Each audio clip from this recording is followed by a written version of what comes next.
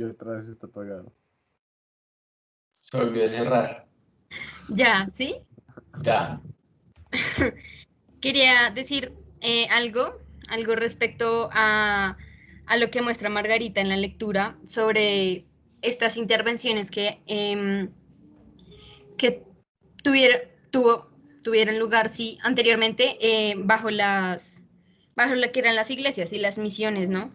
Y quería, pues, tal vez como relacionarlo y de pronto contarles como algo que pasó acá, obviamente, y pasó, bueno, específicamente en Agua de Dios, en este municipio, que fue, digamos que lo fundaron bajo el principio de que fuera un lugar para contener la lepra, la enfermedad de la lepra, eso fue hace muchísimo tiempo. Y prácticamente este lugar, digamos que sí se podría ver como un lugar marginalizado, porque primero el Estado como tal no tenía presencia. Todos, o sea, los que estaban a cargo de los enfermos, de la salud, de todo el cuento, eran, eran dos entidades misionales, o bueno, dos grupos de religiosos, uno de monjas, no me acuerdo cómo se llama, y el otro de hombres, pues bueno, de sacerdotes o monjes, yo no sé cuál es la diferencia entre monje y sacerdote, pero bueno, es como un claro ejemplo de que pues aquí hay muchos otros sitios que obviamente no tenemos como en la mente, y allá se ve muy claro que no, pues que no hubo presencia del Estado, recién se utilizó para todo esto y estaba a cargo pues de toda esta, de la religión, de las iglesias. Entonces ya.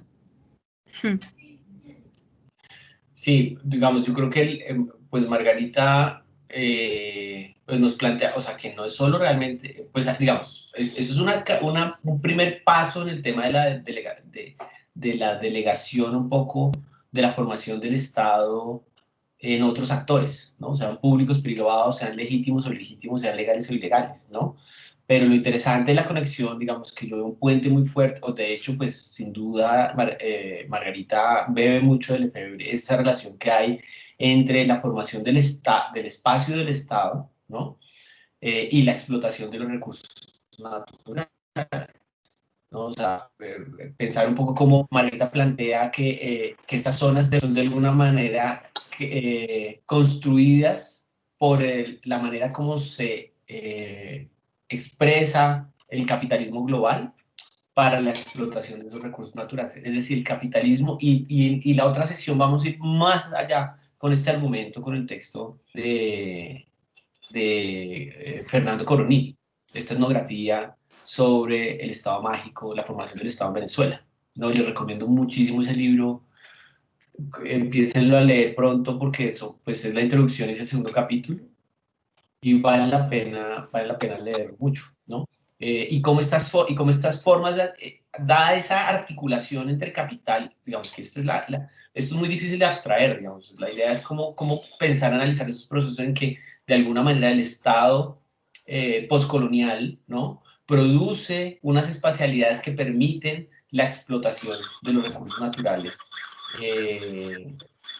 de manera que el capitalismo de alguna manera eh, produce valor a través de la explotación de los recursos naturales.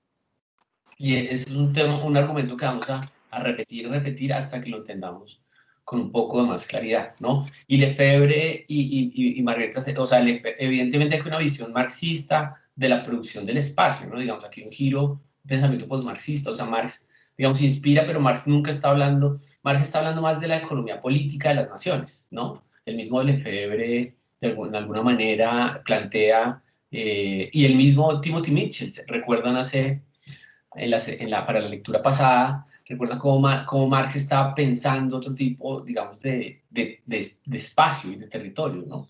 Fundamentado, digamos, en la fuerza del trabajo, en la riqueza de los recursos naturales, en la industria, cómo se produce el saber de la economía, ¿no? Del Producto Interno Bruto, etcétera, etcétera, ¿no? Que de alguna manera pues evidentemente es una representación de la riqueza, no es una expresión absolutamente matemática de la riqueza de las naciones, digamos, es una manera que se cuantifica a través de fórmulas y, digamos, como lenguaje tiene un efecto, digamos, de conocimiento experto, ¿no? Lo importante acá es como pensar en cómo y con el ejemplo de Valentina, digamos que a veces no es tan evidente con el tema de la formación del Estado por parte, digamos, de comunidades religiosas y el rol que juegan, digamos, en términos, por ejemplo, piensen en esa relación que hay entre la evangelización, ¿no? Por un lado, y la cauchería, ¿no? Digamos, son procesos que son paralelos, que son grises, digamos, digamos, a través de las disposiciones ideológicas, también hay un proyecto de producción de valor y de explotación de los recursos naturales, ¿no? Es un poco por la línea que vamos a seguir tratando de trabajar estos textos. Entonces yo quisiera, pues no sé quién tiene hoy la reseña de Lefebvre, quién le tocó ese premio mayor. Nosotras con Caro, con María Carolina. Va a prender mi cámara. Tremendo, tremendo equipo. Si ponen las cámaras, súper. Bien, señor. Ya está prendiendo. ¿Sí lo ves? No sé.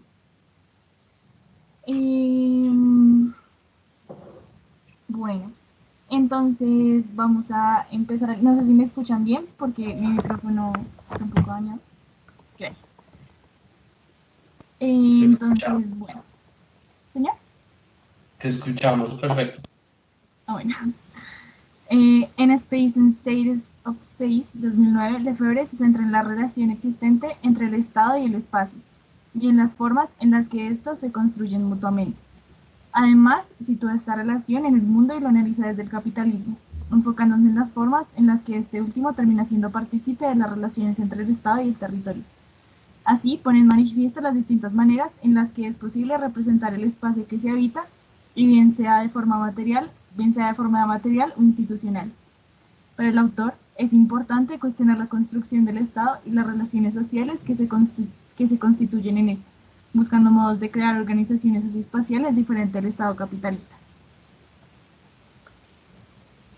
¿Me escuchan? Así ya bajito. Sí. Bueno, el objetivo del Lefebvre es analizar esa relación del Estado y del espacio en términos de espacio material del territorio nacional y, por otro lado, en términos de la espacialidad inherente del Estado como una forma territorial e institucional. Para el autor, el Estado, bajo las dinámicas del capitalismo moderno y las estrategias de modos de producción impuestas por él mismo, busca homogenizar, jerarquizar y fragmentar los espacios sociales desde las prácticas tradicionales, generando una paradoja posible de un espacio homogéneo y fragmentado. Para entender más a fondo las maneras en las que se va construyendo la noción de espacio sobre un Estado capitalista particular, el autor ahonda en las diversas perspectivas para aterrizar el espacio. De esta forma, se puede comprender la producción de espacio como el agente móvil en contraposición a unos modos de producción que imponen la construcción de este mismo homogéneo y fragmentado. Es así como le da valor a dos formas de percibir el espacio teóricamente, que más adelante dará luces sobre su relación con la construcción estatal. La primera de estas es histórica, que logra poner el espacio en relación con los modos de producción. La segunda habla de la morfología jerarquizada, que si bien puede relacionarse con la primera, da paso a un análisis diacrónico de las relaciones sociales dentro de este espacio. El análisis de los espacios como una historia posibilita pensar espacios analógicos que, en principio, perciben el cuerpo como una proyección del espacio que se habita, pasando por una perspectiva cosmológica, que percibe la representación del Estado como una imagen del mundo en un mapa, hasta llegar a una perspectiva simbólica. Además, en este análisis, el autor posibilita pensar el espacio perspectivo, que es aquel que logra conservar sus características cualitativas, pero que se va adaptando a las exigencias de la sociedad y la dominación del cuerpo humano, al espacio capitalista que destruye la anterior noción del espacio, el perspectivo, y que da paso al caos. Estas formas de organizar el espacio podrían asemejarse a los modos de producción que Marx describe en su teoría, pero no pueden reducirse únicamente a eso. El modo de producción actual está caracterizado por ser un espacio de control estatal. Este último es óptico y visual, en donde el ser humano pasa a un segundo plano y se percibe como una serie de imágenes perceptuales. Así pues, luego de hablar de la historia del espacio y los distintos modos en los que éste se puede desenvolver, Lefebvre pasa a ahondar en la producción y en cómo se va tejiendo la relación entre el Estado y el sistema capitalista. Para empezar, el autor habla del modo de producción del Estado, que es constituido por un proceso tripartita de crecimiento, urbanización y espacialización, que se articula con el espacio. En esta articulación se crea un espacio fálico, óptico, visual, homogéneo y fracturado, global y fragmentado. Por otro lado, para Lefebvre, el modo de producción capitalista no puede ser definido exclusivamente por las relaciones de producción, sino que es necesario enfatizar en la producción de la plusvalía y de la acumulación del capital, pues esto produce relaciones sociales y políticas dentro de las cuales se encuentra el Estado y el poder estatal. Entonces, el modo de producción capitalista produce su modo de espacio e integra espacios anteriores mientras los destruye, y a lo largo de este proceso es transformado, y así se da el modo de producción del Estado. En últimas, es labor del Estado moderno mantener los espacios homogéneos, jerarquizados y fragmentados de la modernidad capitalista, producidos por la conjunción entre el capitalismo y el modo de producción del Estado. Por lo tanto, Lefebvre reconoce que la única manera de configurar un modo de producción diferente, socialista, es produciendo un espacio propio con una nueva organización socioespacial basada en la autogestión. Este punto hace eco de lo dicho por David Graeber sobre la autoorganización, asociación voluntaria y ayuda mutua como pilares del anarquismo, que llevan a un rechazo del Estado. Aquí se podría conciliar lo dicho por Lefebvre y Graeber, en tanto ambos son renuentes al Estado y de esta forma a su relación con el sistema capitalista. Ambos encuentran en la autogestión y el anarquismo una manera de producir un nuevo espacio que recuerda que si bien el Estado nace en y con el espacio, también puede perecer con él. De igual manera, el estado actual global, atravesado por una pandemia, una severa crisis económica, estallidos sociales y la imperante amenaza del cambio climático, lleva a preguntarse si lo que sucede actualmente puede apuntar a una crisis del Estado. ¿Está el Estado perdiendo la capacidad de mantener las jerarquías y evitar que se fragmente la sociedad?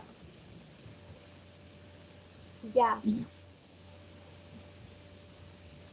Bueno, tremenda pregunta. ¿Me la hacen a mí o al público, cierto? Al público. Sí, es para la discusión. Bien, súper. ¿La pueden poner en el chat, por favor? Sí, yo la pongo. Gracias.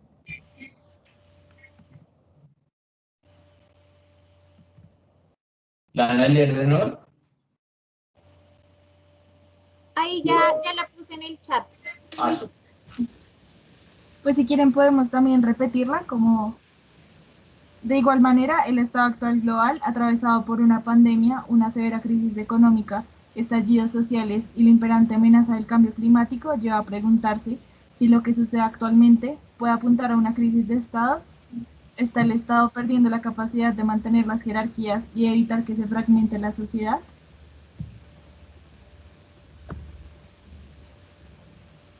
Yo creo que hay una cosa central en lo que ustedes plantean, es que parece, según lo que dicen estos autores, es que el Estado nunca ha alcanzado el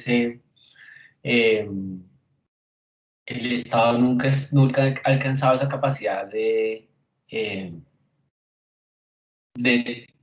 tener la sociedad no fragmentada, ¿no? Digamos, una de las características del Estado es que vive fragmentado, y de las disputas sociales y políticas del Estado es su permanente fragmentación, ¿no?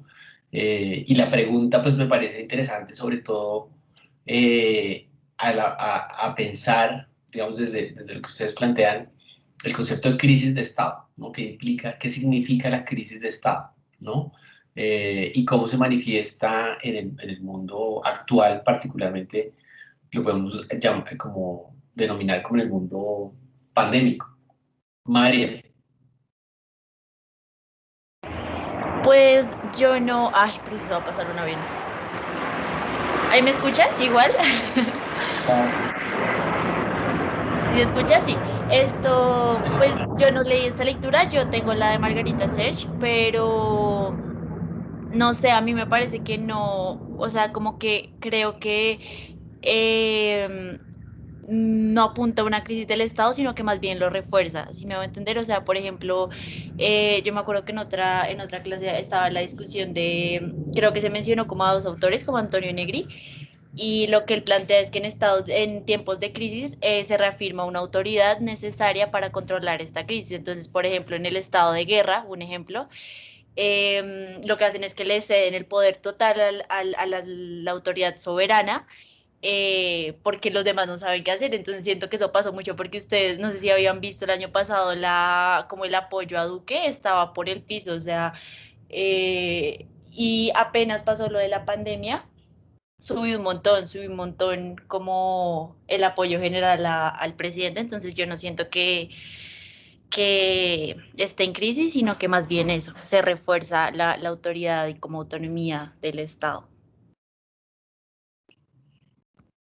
Sí, yo creo que digamos, la manera, un poco de lo que nos habla Lefebvre en este texto, que creo que está súper bien reseñado, o sea, tiene que ver con tres o cuatro fenómenos fundamentales en la configuración del Estado. Es decir, primero que no podemos pensar el Estado sin espacio, ¿no? Entonces es como una invitación a pensar que el Estado no se constituye solo, no podemos pensar el Estado solo sobre la teoría del poder clásica, liberal, de la soberanía, ¿no? Que es un poco a la que siento que tanto como Laura y como Miriam y como María Carolina están haciendo alusión, ¿no? Digamos, cuando hablamos de crisis de Estado, entonces, dentro de la teoría política clásica, la crisis de Estado es cuando esa hegemonía del poder se empieza a resquebrajar, ¿no?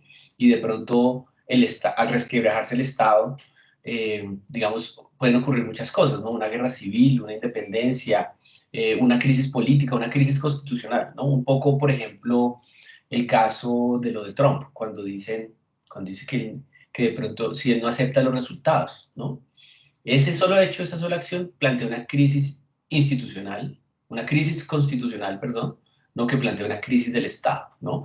Y habría que entonces ahí, digamos, puntualizar cuando crisis, digamos, de la fragmentación de la sociedad y la crisis del Estado, ¿a qué nos estamos refiriendo propiamente dicho, ¿no? Yo siento que la crisis del Estado a la que se refiere Laura y María Carolina está muy vinculada a esa visión de Estado, del Estado soberano, ¿no? Del Estado como constituido, ¿no?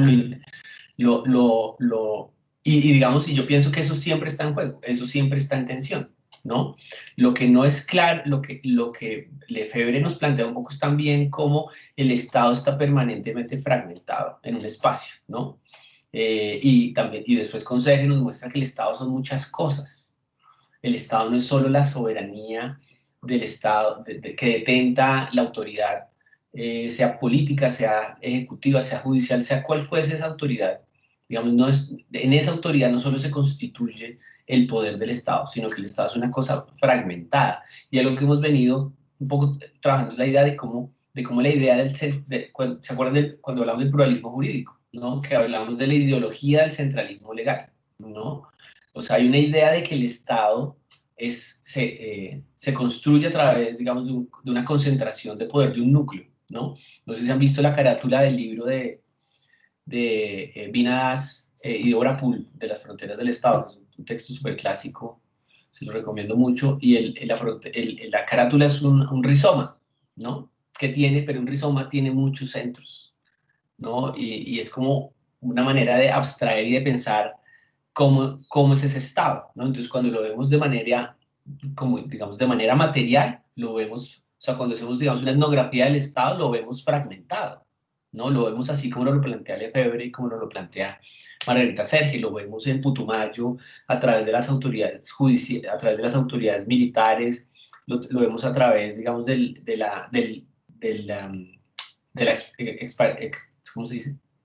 De la expersión aérea de glifosato, ¿no? Lo vemos en el Chocó a través de los grupos paramilitares, es decir, el Estado, y pues digamos, el Estado postcolonial es mucho más fácil ver esa supuesta, esa crisis permanente del Estado, si lo quieren, ¿no? Parecería que en Europa, digamos, cuando Lefebvre está pensando Francia, pues él no está viendo grupos armados, no está viendo petroleras en los ríos, no está viendo mineras en la mitad de Lille, ¿no? Sino está viendo, digamos, cómo ese modelo de Estado, de tecnoestado, se empieza a formar, digamos, pensemos que es más el Estado tecnocrático, el Estado weberiano, ese deber ser del Estado que se empieza a construir es a través de cómo el Estado va colonizando, va construyendo espacio, ¿no?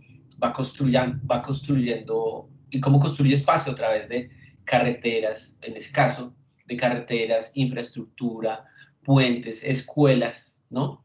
Entonces el Estado produce el espacio, o sea, el Estado es un productor del espacio, ¿no? Y recordemos que en Lefebvre el espacio, perdón, es socialmente construido, ¿no? Todo lo que vemos de alguna manera hay una parte maravillosa, y ya María Carolina les doy la palabra, el espacio, el territorio, el espacio tiene una historia, ¿no?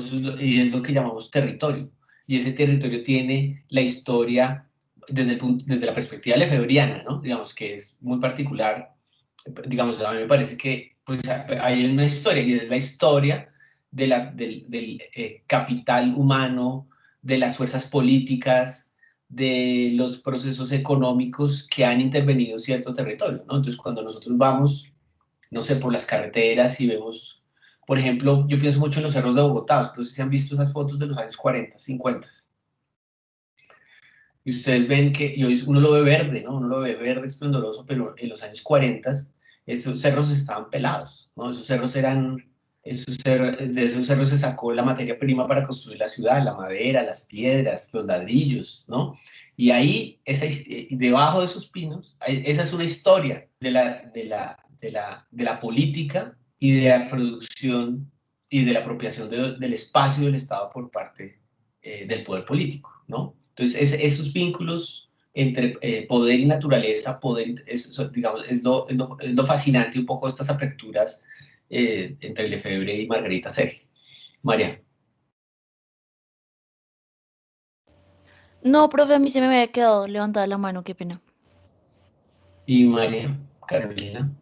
Yo quería decir que cuando estaba leyendo el texto me recordó mucho a la teoría como del espacio vital, a Ratzel, y bueno, lo que vimos como en teorías 2, de cómo también se consideraba al Estado como un organismo vivo que necesitaba de recursos para poder mantenerse vivo.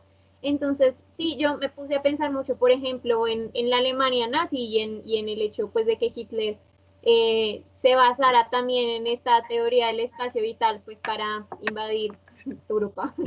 Y yo creo que también de pronto de esa manera es que uno también puede entender la crisis del Estado desde una perspectiva menos institucional, como ya más material. Porque ¿qué? Porque pues al final yo creo que uno actualmente ve también como los estados se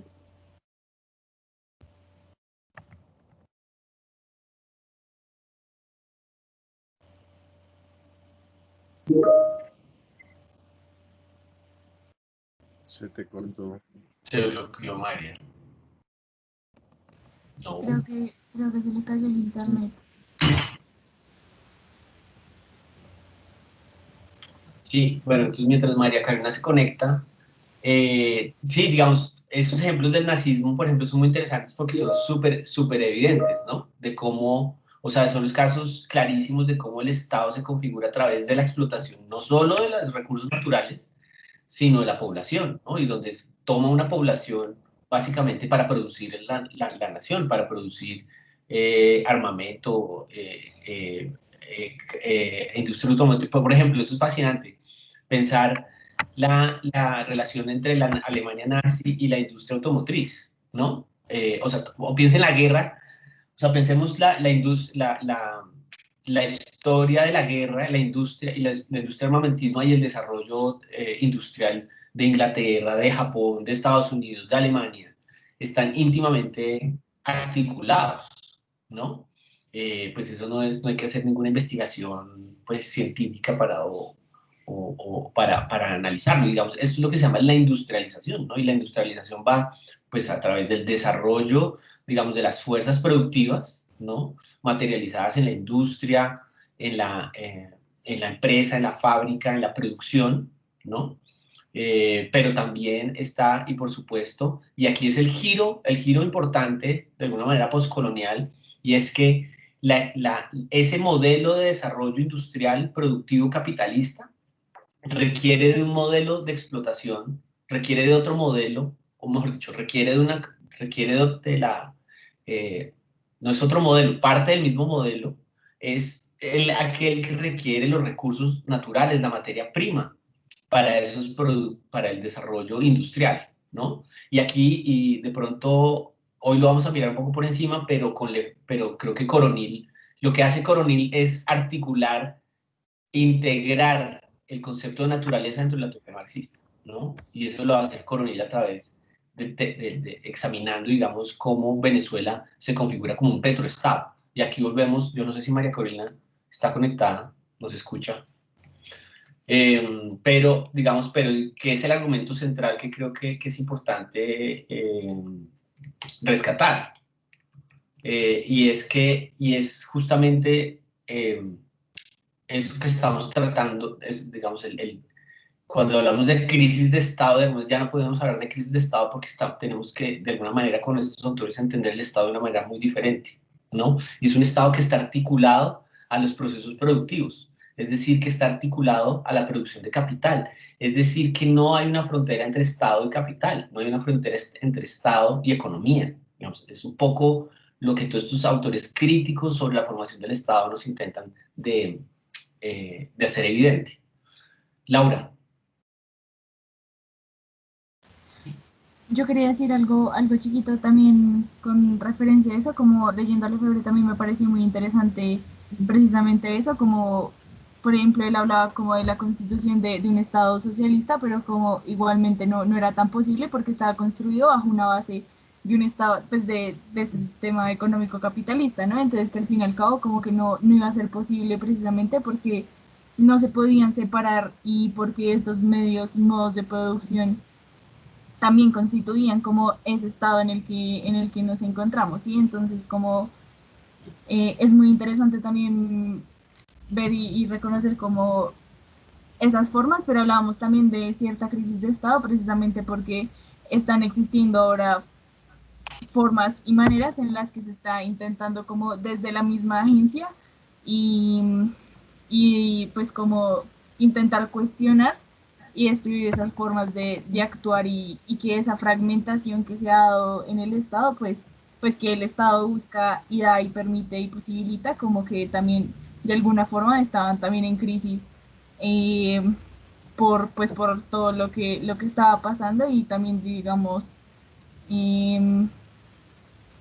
pues sí, como las diferentes, pues nuestra posibilidad de agencia también frente a eso. Sin embargo, como reconocer como la materialidad y las formas de actuar del Estado frente a un modelo capitalista también es muy interesante. Sí, yo pienso que hay algo muy, pues yo creo que gran parte del trabajo de Lefebvre, digamos, de su contribución y de lo valorado digamos, Lefebvre ha sido redescubierto por las ciencias sociales, por la filosofía, por la antropología, ¿no? Yo creo aquí, digamos, aquí la antropología, no sé si de pronto en teorías contemporáneas o en otra clase, ustedes han escuchado hablar digamos, del giro ontológico en la antropología, ¿no? No sé si han escuchado hablar del giro ontológico, pero es justamente la ruptura, digamos, con esta ciencia social fragmentada, ¿no? Y es ese reconocimiento que somos agentes, tanto agentes históricos, pero también sujetos de la historia, pero no en relación a la historia desde la perspectiva marxista como de las masas, sino con la naturaleza, cómo nosotros somos naturaleza, producimos naturaleza, transformamos la naturaleza, ¿no? Y Lefebvre tiene, digamos, es uno de los conviveros de Castro, Latour, ¿no? Es uno de los autores, digamos, fundamentales para entender cómo cosas tan abstractas como el Estado, o sea, que son tan como intocables dentro de la teoría política y la teoría jurídica, hacen parte del proceso histórico de construcción de la relación cultura-naturaleza, ¿no? Y cómo el Estado es un dispositivo de transformación y de creación de territorio a través de la transformación de la naturaleza, ¿no? Pero fundamentalmente con una concepción muy particular, que es la extracción de valor, es la producción de riqueza a partir de... Eso es una cosa muy extraña, o sea, es un modelo particular, es decir, o sea, el modelo capitalista lo que busca hacer con la naturaleza es producir valor, ¿no? Pero hay una dimensión cultural, hay un proceso cultural particular que hizo a Occidente construir una relación con la naturaleza mediada a través de la producción de valor. Pero piensen ustedes que las indígenas se relacionan diferente con la naturaleza. No tiene nada que ver con la producción de valor, tiene que ver con su tipo de relación, cósmica, cosmológica, como la quieran llamar, ¿no? Pero no pasa por el concepto, digamos, de la fragmentación del espacio, digamos, la parcelación del espacio, como nos dice Lefebvre, y es la manera particular como el Estado construye espacio, ¿no?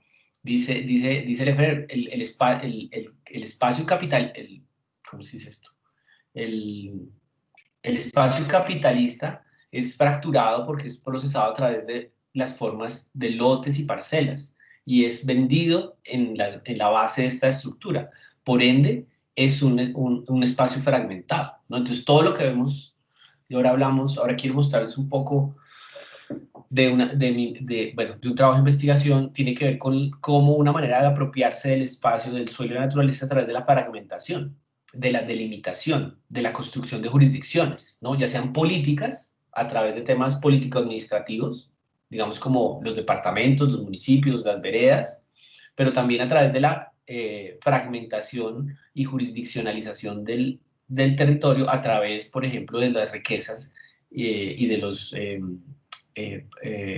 espacios de producción y de explotación de recursos naturales, ¿no? Entonces tenemos también una fragmentación. Ahora les muestro unos mapas fantásticos sobre eso, cuando discutamos sobre la fragmentación, sobre cómo el conocimiento experto, el conocimiento científico, el conocimiento burocrático, el conocimiento del público necesita fragmentar el espacio, ordenar el espacio a través de diferentes conocimientos expertos, sean geopolíticos, políticos, físicos, pero también económicos y productivos, ¿no?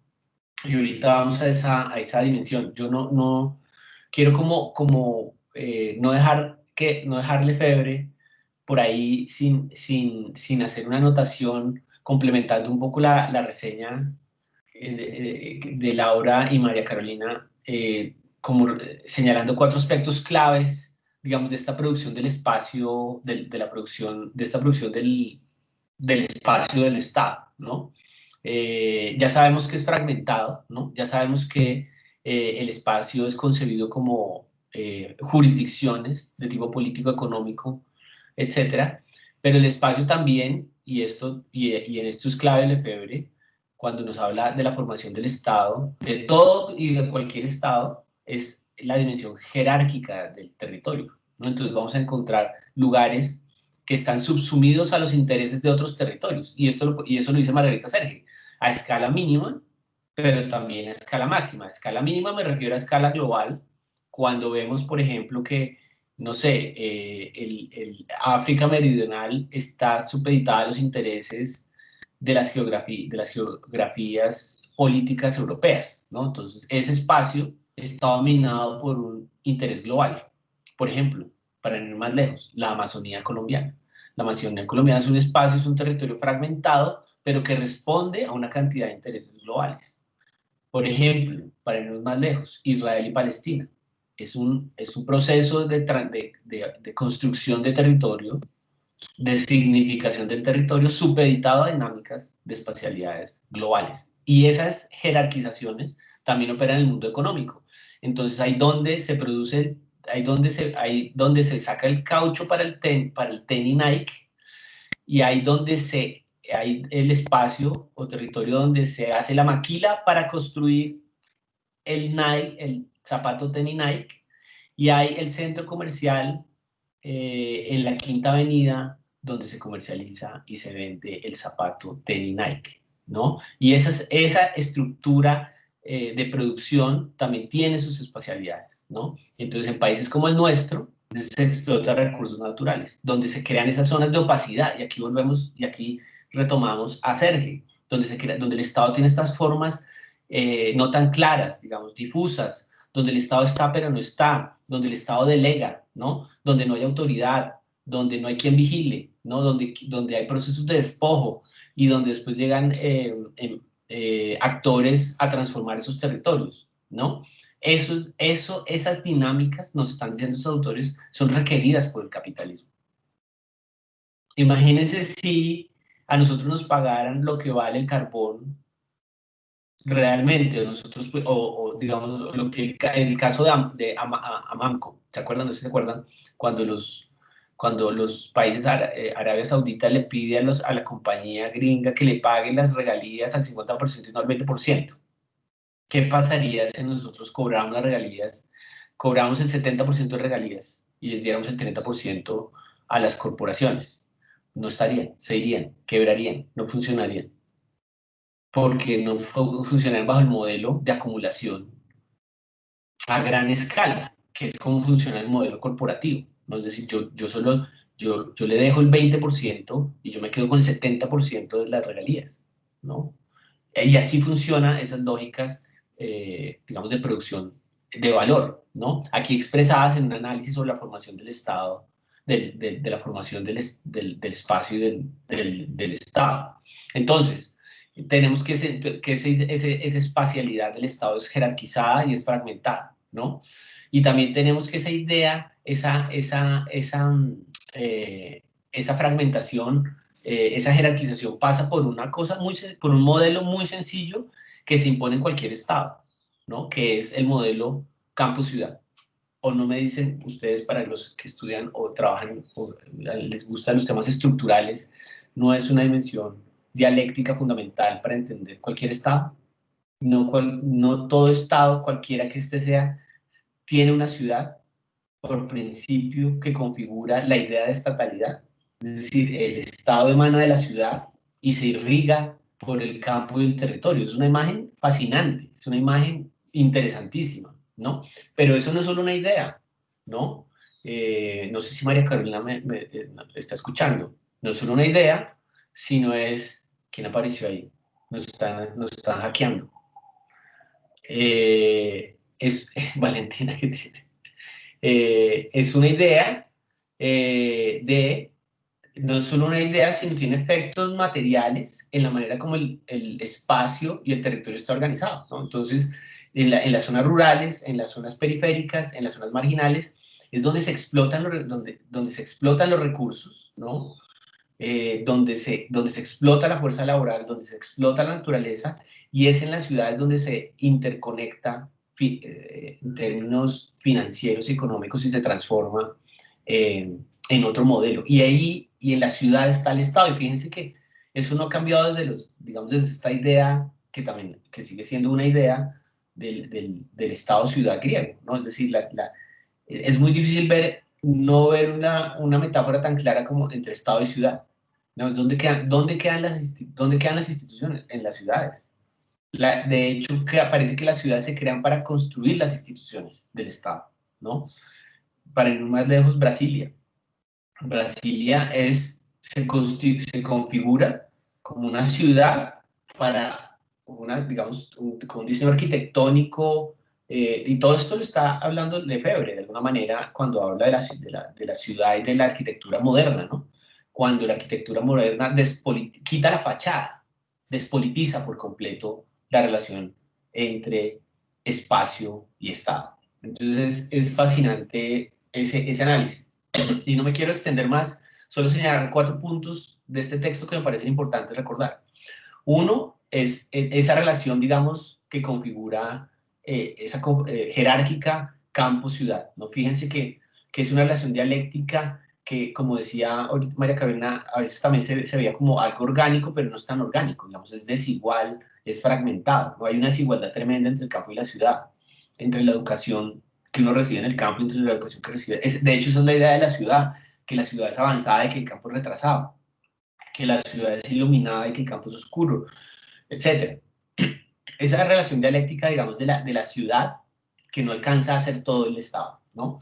La ironía es que ¿quién quiere ser todo ciudad? ¿Qué Estado quiere ser todo ciudad? Pienso mucho a veces en Star Wars, en esos planetas ciudades.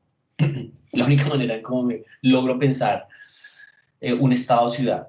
Y esa relación, digamos, esa historia de la ciudad se fundamenta en la manera como los agentes del Estado conciben y construyen los espacios dominados, o cómo dominan sobre el territorio, cómo construyen esos territorios. Por ejemplo, como hemos dicho, a través, digamos, de la infraestructura, digamos que es el elemento más evidente, ¿no? Piensen ustedes que, por ejemplo, ¿quién hace Transmilenio?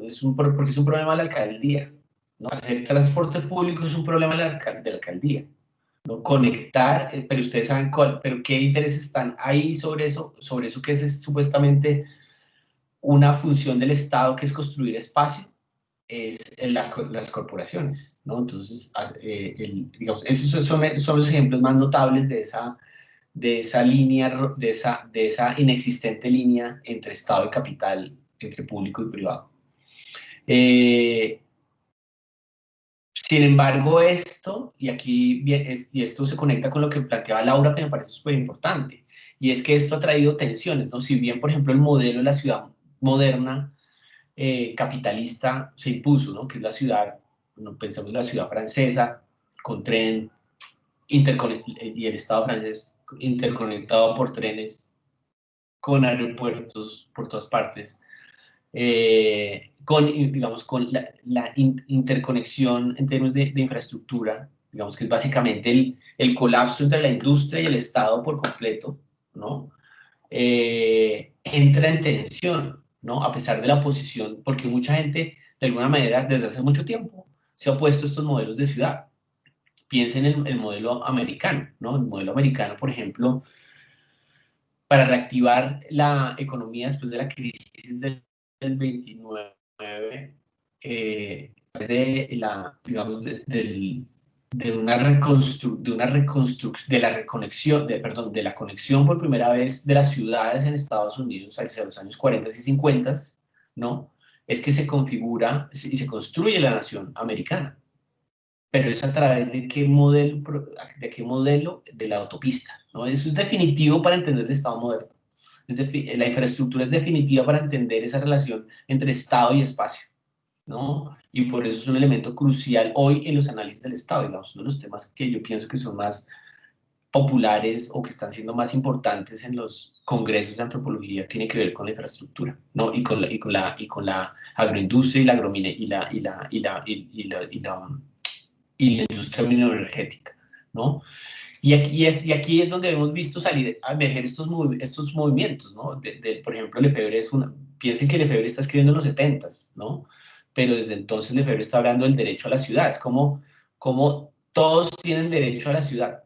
Y ahora lo que vemos, digamos, estos modelos de ahora alternativos de ciudad, no sé si los reconocen, ¿no? Que es el modelo, pues, con infraestructura de transporte, etcétera, pero con una idea de espacio público, ¿no? Una idea de quitarle espacio a los carros. O sea, ya digamos, de alguna manera colmamos la experiencia mal hecha, obviamente, del desarrollo de la infraestructura del automóvil. Nunca la dominamos, pero cuando la dominó Europa, digamos, se dieron cuenta que era necesario echar para atrás, obviamente por muchas razones, por el tema de la polución, por el tema de la contaminación, por el tema de la ineficiencia, por el tema del gasto, etcétera, y ese giro que está dando la urbanización, y también está de mano del Estado, y ya Juan Diego te doy la palabra, Pero, por ejemplo, el caso, les voy a mandar un documental, yo veo mucho la Dolce Vele, porque, no sé, los documentales, perdón, veo mucho los documentales, hay uno hermoso, hay uno fascinante que habla de esto un poco, uno no puede pensar Alemania sin la industria alemana, uno no puede pensar la riqueza del Estado alemán sin pensar la revolución industrial permanente alemana, el desarrollo tecnológico y la industria automotriz. No, es impensable. No en vano las potencias industrializadas que han desarrollado, pues no sé, industria, motores, para la industria aeronáutica, para la industria automotriz, tecnología, ¿no? Y son los estados más poderosos, ¿no? O sea, no hay un país rico que no tenga un estado fuerte. Hay estados fuertes que tienen economías pobres, eso sí es verdad, pensemos en Cuba, ¿no? O sea, pensemos en Venezuela, ¿no? Pero por lo general, toda economía fuerte tiene que tener un estado fuerte, ¿no? Entonces, esa relación es concomitante y esencial. Entonces, esos modelos, pues han surgido muchos movimientos que han, pues no sé, por ejemplo, yo tengo un colega, amigo, Sergio Montero, que ha estudiado, por ejemplo, el auge de las ciclorrutas a nivel mundial, ¿no? El lugar, por ejemplo, Bogotá, que ha tenido, y eso ha sido una lucha de los ciudadanos, por ejemplo, ¿no? Es lo que de alguna manera Lefebvre está hablando de los users, ¿no? De los usuarios, de aquellos que tenemos derecho a la ciudad, ¿no? No sé si han visto, por ejemplo, cuando dice la gente critica, miren, la ciclorruta desocupada y yo en un trancón, ¿no? Justamente esa es la tensión total entre dos visiones de mundo, de configuración del Estado, de lo público y de lo urbano. Bueno, me estoy extendiendo un montón, qué pena.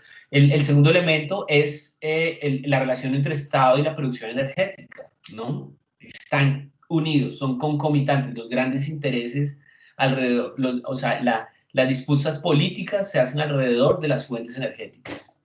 Tan es así que el poder político se encuentra condensado en la lucha por lo energético, ¿no? Y pensemos, EPM, es que pues lo vemos todos los días, ¿no? El poder político y la transformación de la naturaleza, ¿no? La producción de energía a través de las represas.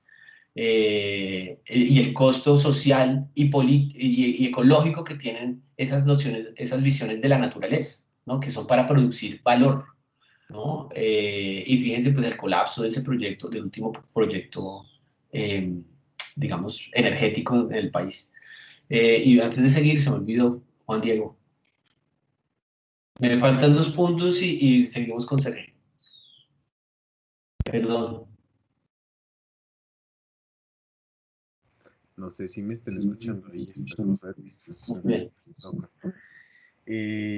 No, pues es que quería mencionar unos temas que se me vinieron a la cabeza cuando estabas mencionando un poco de la cuestión de las infraestructuras y de que ahorita se está volviendo como uno de esos temas principales en los espacios de debate o de discusión de las disciplinas de ciencias sociales. Y no sé si tengo un término un poco enredado, pero va al tema que hay una cuestión de los usos sociales y políticos de las infraestructuras en función de algo que, si no estoy mal, se llama necropolítica. Entonces, perdón, si no estoy mal, estaba en un texto en el que unos acueductos, por una cuestión de una financiación y que la población para la que iban dirigidos esos acueductos no presentaba ¿qué? No presentaba como algo importante para esa sociedad, entonces entonces solamente para poder mejorar esos acueductos echaron un montón de químicos a las aguas, entonces esto empezó a corroer un montón las viejas tuberías de acero, liberando metales pesados y enfermando un montón de población y, pues creando toda esta política de la muerte. Eso por un lado. Y por el otro lado, estabas mencionando lo de las ciclorrutas y la lucha, como la lucha de los ciudadanos y que la manera en cómo esta se instaura, por ejemplo, acá en Bogotá, sí ha sido la implementación de esta ciclorruta sí ha sido casi un 80% por la participación ciudadana, pero hay algo interesante que en el momento en el que algo se ve que está en función a una idea ese es un buen, eso está bien para estas personas, la figura del Estado llega y toma posesión de estos espacios, entonces se lleva toda la, ahí lo había anotado acá. El mérito. Se lleva todo el mérito. ¿Por qué? Porque pasó con las ciclorrutas de unas ciclorrutas que hay por Kennedy, otra ciclorruta que hay por las Américas, en la que hace unos 2, 3 años murió atropellado un bici mensajero y lo que pasó fue que todo el movimiento de Kennedy en bici, Fontirrueda, eh, Monta Bici como Niña, un montón de colectivos que hay sobre la bicicleta en Bogotá, pintaron todas estas vías, se apoderaron de las vías y pintaron toda esta, Sí, salió en noticias y luego salió Peñalosa diciendo, es que eso fue parte del proyecto de la alcaldía. Entonces ahí es como esta figura de Estado solamente llega cuando hay una posición de mérito pasando por encima de toda la población. Eso quería decir. no, y fascinante eso que dices porque eso se ve en múltiples niveles, en múltiples escalas y, por ejemplo, ahorita que pasemos al texto Sergio, por ejemplo, el tema de la infraestructura, ¿quién ha hecho infraestructura en Colombia? O sea, ¿o quién hizo infraestructra rural en Colombia? La guerrilla. O sea, las vías que hay en la Macarena, muchas de esas vías fueron hechas por la guerrilla. Los puentes, a ver, yo les muestro unas fotografías, los puentes que conectan la Macarena, el Parque La Macarena, no son de parques nacionales naturales, son unos puentes colgantes maravillosos hechos por las comunidades desde hace muchos años. Y eso es para explorar esa experiencia de gestión, ¿no? Digamos que la gran mayoría de las cosas son autogestión en países como el nuestro, ¿no? Piensen que los barrios suburbanos, eso es autogestión, o sea, no es un proyecto político revolucionario, pero es gente que está viniendo a Bogotá y construye su casa y va y termina después de 20 años convenciendo a la empresa eléctrica de Bogotá que les lleve luz. Eso es autogestión, ¿no? Y la gran mayoría de producción del espacio pasa por esas formas de autogestión que parecen que no son políticas, pero son tremendamente políticas, ¿no? Y es lo que muchos ven, muchos planeadores dirían, pues claro, es falta de planeación urbana y de desarrollo económico para que, digamos, haya una articulación entre la experiencia de vida del espacio y cómo la gente quiere vivir el territorio, que no es la forma como que tiene que planteada por el Estado, necesariamente. María Carolina, qué alegría que te hayas vuelto a conectar.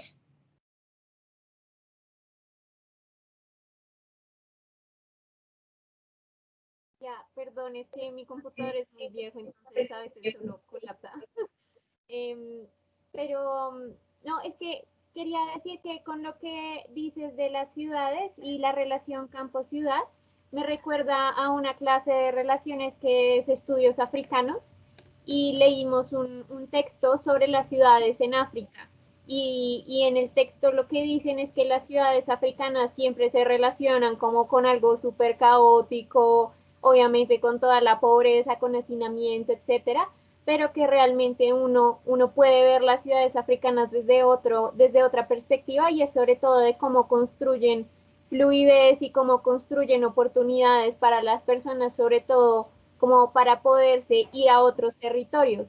Entonces, digamos, ahí en la lectura lo que hablan es que parte de la construcción de cómo se urbanizaron, digamos, las ciudades africanas viene de la colonización y del hecho de que la mayoría eran colonias de extracción y no colonias pues como de asentamiento, entonces que realmente en las ciudades africanas se requerían de la metrópolis europea, digamos, para poder funcionar como una ciudad, digamos, no sé, como una ciudad europea. Entonces, lo que es, básicamente la lectura era como, digamos, esa relación entre el campo, ciudad en África está muy relacionada con la manera en la que la gente va a la ciudad para encontrar nuevas oportunidades de empleo, nuevas oportunidades como de progreso económico, pero que al final como también hay tantas, pues como hay tantos problemas en las mismas ciudades, terminan siendo son plataformas para irse a otros lados.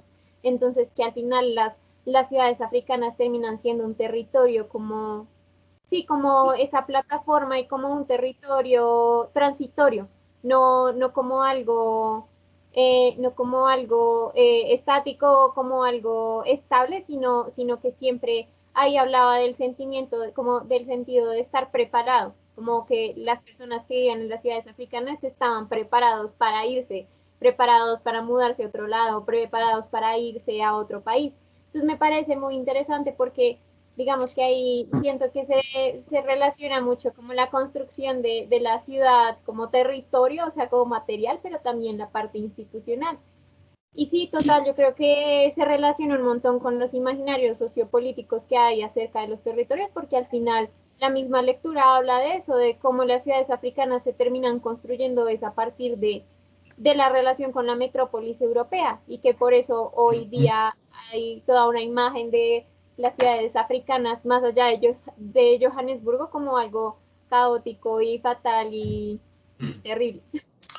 Sí, eso es clave para el tercer punto, creo yo, de lo que está planteando Lefebvre sobre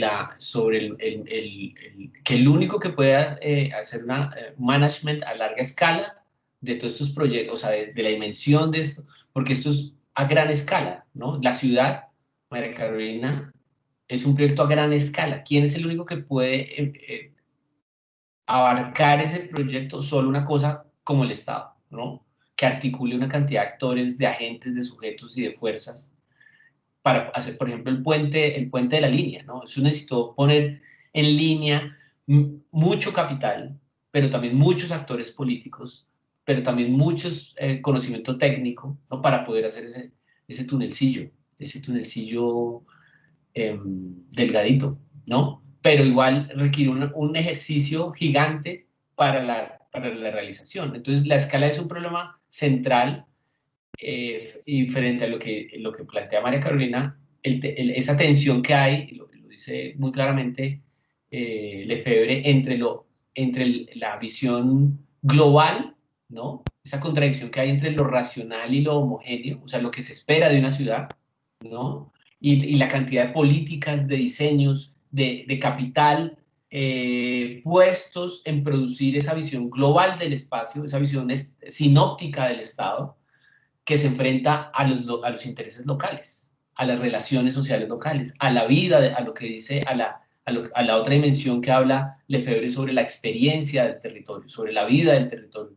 Y esas son las tensiones que experimenta, por ejemplo, un campesino que tiene su finca al lado de un cultivo de coca cuando llega al Estado y le echa, desde visión global, desde la visión genérica, desde la visión racionalizante, de cómo un tecnócrata, un científico dice, ¿cómo acabamos la coca? Pues esparciendo encima. Pero esa lógica global, esa lógica abstracta, esa lógica genera, atenta contra la experiencia vivida del espacio, la experiencia real del territorio. Y ahí esa es una contradicción fundamental del capital y del Estado moderno, ¿no? Y eso creo que tiene mucho que ver con lo que tú estás diciendo, María Carolina, sobre cómo ese modelo de ciudad no refleja otras dinámicas, otras disponibilidades, otras disposiciones locales sobre la apropiación y construcción del territorio. Yo quiero, y termino con esto, pasamos porque es que quería como mostrarles unas fotos y unas cosas, a ver si lo alcanzamos a hacer.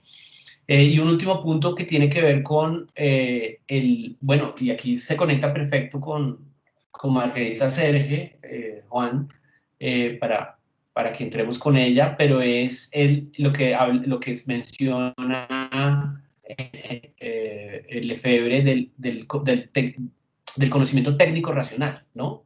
Como el punto ciego del capitalismo, digamos, eso que no, de lo que nadie habla, de lo que nadie ve, o digamos, de lo que no se escribe en la teoría marxista, ¿no? Que tiene que ver con lo que él llama el arqueocapitalismo y la paleotecnología o la paleotecnología, ¿no? Y es esta forma, cómo funciona el modelo extractivo corporativo de los recursos naturales, ¿no? En la página 439, a ver si la encuentro rápido, pero bueno, sí, al final dice,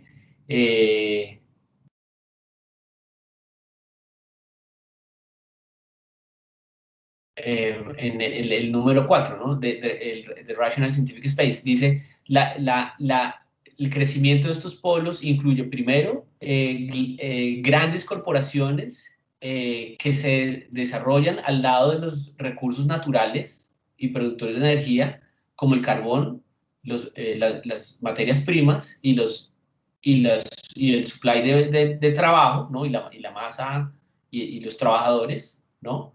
Para producir riqueza a gran escala, ¿no? Recuerda una cosa básica como de 101 del marxismo, es que la producción de valor se hace a través, digamos, de la explotación de la fuerza de trabajo, ¿no? Ahí la plusvalía surge de no compensar por completo la fuerza de trabajo invertida en la producción de un bien o en la transformación de un objeto en otro, y lo mismo sucede con la naturaleza, ¿no? Entonces, creo yo que ese elemento es clave ahí. Entonces, sintetizo el tema de esos elementos fundamentales de la relación entre Estado y espacio. Se fundamenta en la relación entre campo y la ciudad, su articulación a través del monopolio de los medios de comunicación, ¿no? y de la articulación, digamos, son espacios son espacios para el tránsito, ¿no? Las carreteras, los trenes, los aeropuertos, etcétera. Es una configuración fundamental. El otro elemento es la relación entre el Estado y la producción de energía. El otro tema es la capacidad del Estado de manejar a gran escala la transformación de la naturaleza. Ahora lo hace con más independencia el capital, sin duda, por medio del Estado. O sea, uno para transformar un espacio requiere grandes inversiones de capital, ¿no? Por ejemplo, lo que está pasando con la ganadería en el Amazonas, sabemos, con la deforestación, sabemos que tiene que ver no con la tala del campesino, porque eso cuesta mucho. Poner una vaca y talar una hectárea cuesta alrededor de 2 millones de pesos. O sea, la tala de la hectárea y la puesta de la vaca. 2 millones de pesos. Luego un campesino no tiene el capital para expropiar, para talar 5.000 hectáreas y poner 5.000 vacas. Esos son grandes capitales que transforman el territorio, ¿no? Y ya lo vamos a ver mucho, lo vamos a ver muy bien con Coronel y después lo vamos a ver muy bien con Ansing en las próximas 2 sesiones. Me extendí un montón. Juan Diego, vamos con Sergio. Listo. Antes de leer y que charlemos un poco sobre la lectura, la manera en cómo la organizamos con Vale fue en que habían un montón de temas que estaban que se iban repitiendo y se iban mencionando en diferentes espacios del texto. Entonces, y que de una u otra manera termina configurando el mito de la ausencia del Estado. Entonces, pues le dimos otra estructura al texto. Entonces, pues en caso de que se llegue a uno a enredar en el momento de la lectura, pues para que tengan ese contexto presente. ¿Listo? Entonces, dale pues, Vale. Juan Pablo, ¿tú pudiste ver si ya te llegó el correo? O bueno, no importa, si quieres, mira ahorita, tienes el micrófono apagado. ¿Cuál correo? El correo con la reseña. Bueno, no importa, yo ahorita la subo aquí a Teams. Porfa. No, yo no vi el correo. Listo. Bueno, voy a leer nuestra reseña. El mito de la ausencia del Estado, la incorporación económica de las zonas de frontera en Colombia, por Margarita Serge, o Serge. Bueno, inicialmente la autora contextualiza hablando sobre una reunión llevada a cabo en Puerto... Serge, bueno, listo, Serge. Inicialmente la autora contextualiza hablando sobre una reunión llevada a cabo en Puerto Príncipe Vichada para introducirnos su noción de la otra Colombia, la cual es fundamental para entender la noción del mito de la ausencia de Estado que opera desde diferentes ejes. Para esto se presentarán las temáticas abordadas por la autora, donde se presenta la otra Colombia como una denominación dada a estos territorios donde no hay interferencia o presencia alguna del Estado, autoridades, instituciones o mercados nacionales, por lo cual son territorios que no están incorporados al proyecto nacional del país. Son tierras del olvido, tierras de nadie, tierras dejadas de lado, donde sus habitantes han tenido que adaptar sus propias formas de autogobierno y organización. Del mismo modo, se han generado otros agentes que penetran estos territorios explotando sus materias primas para fines particulares. De cierto modo, podemos identificar dos actores en disputa, distinguidos como dos realidades distintas.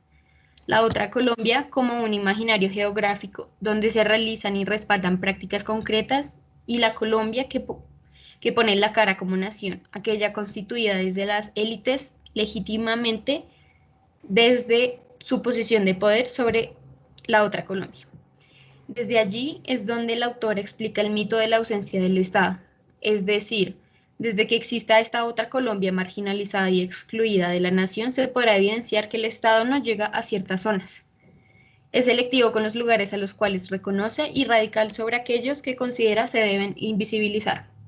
Estas tierras de nadie retornan al proyecto nacional con el horizonte de cumplir fines económicos y de producción que sirven como vehículo de Estado-nación, el cual se reconoce solo por fines económicos y se mantiene públicamente bajo una cortina de humo por fuera de la idea del Estado-nación. De este modo, espacios periféricos son anulados totalmente del mapa y se le atribuyen todas las actividades económicas y de producción a los organizados. Adicionalmente, estas tierras periféricas son espacios de alteridad presentados como pesadillas, abro comillas, o zonas de terror, donde el orden está constituido por el poder local y se legitima cualquier acto para continuar incorporando a la Colombia principal. Para entender a profundidad el mito, se revisan tres ejes que se han mencionado a lo largo del texto y que se mencionarán a lo largo del texto, lo cual constituyen y resaltan la noción de ausencia del Estado. Con esto se imponen terminologías que determinan las maneras en cómo son entendidos los espacios. El hecho de llamar desierto, no habitado, no usado, a un espacio o territorio lo sintetiza en categorías que desacreditan, desconocen y pisotean a las comunidades que allí habitan o han habitado, o dichas historias han tenido lugar. Específicamente, se le arrebata el sentido territorial y cultural a los mencionados en el texto como los bosquecinos. El Estado colombiano, utilizando estas categorías, respalda la idea de los territorios baldíos o tierras sin dueño, y sustentando bajo la idea de mejoras o progreso que permiten la explotación, permiten la explotación, extracción y otras operaciones en estas zonas con el fin de convertirlas en propiedades, configuradas desde figuras jurídicas. Dicho lo anterior, se reconoce que desde 1863 hasta 1991 hubo un manejo de los territorios por parte del gobierno central apoyados con la Iglesia Católica, convirtiéndolos en territorios de misión. Desde acá se introduce el rol de las infraestructuras. Se pensaron como la función de conectar rutas exportadoras en función capitalista sin tener en cuenta las dinámicas locales. En dichas infraestructuras se puede ver reflejada la ausencia del Estado porque cumple con las funciones desde lo global y buscan intereses particulares obstaculizando la organización espacial, económica, regional y local, lo que se puede entender como el efecto de la inaccesibilidad. Con ello, el último eje que valida el mito está la normalización. Esta permite entender cómo funciona la lógica de las dos Colombias en relación con los territorios. Por un lado, se tienen los normalizados, que están organizados en ciudades, pueblos o las zonas rural urbanas. Y por otro lado, a quienes necesitan ser normalizados, es decir, los salvajes, como comunidades autónomas autosuficientes que obstaculizan los propósitos económicos de los normalizados. Como medida de esto, las figuras del Estado han implementado formas de disciplinamiento y normalización acompañadas de campañas de pacificación y políticas de disciplina social y domesticación que han sido bastante violentas y agresivas, ejemplificadas desde procesos como las caucheras, las correrías e intervención de entidades misionales. En ocasiones esta normalización se demostró con la educación contratada o proyectos de poder coercitivo, muchas veces plasmado desde el papel de entes armados quienes solían tomar el control. Concluyendo, el Estado presenta una ilusión de un nuevo lugar, un descubrimiento o conquista a lo que hace irreconocible estas zonas aledañas. De esta forma, el Estado colombiano y sus representantes se lavan las manos y no se responsabilizan sobre sus acciones en estas zonas, categorizándolo como zonas rojas, debido a que son lugares sin el control del Estado y requieren domesticación, justificando la intromisión de entidades o grupos militares y paramilitares. Finalmente, el mito de la ausencia del Estado puede de esta forma ser considerado como un eje o una estrategia espacial, en medida que hace parte de un conjunto de prácticas deliberadas que han sido puestas en marcha de forma sistemática y producen efectos instrumentales.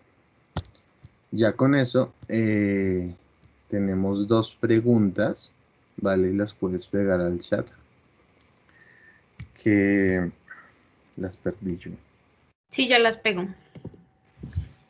Listo, ya las encontré mientras las pegas. Entonces la primera es, bajo el contexto actual, teniendo en cuenta la figura la figura del mito, ¿cuál podría ser la respuesta de las instituciones militares o instituciones armadas frente a todos estos no normalizados? Y segundo, ¿se podría pensar la existencia en un territorio de poderes locales y el poder del Estado?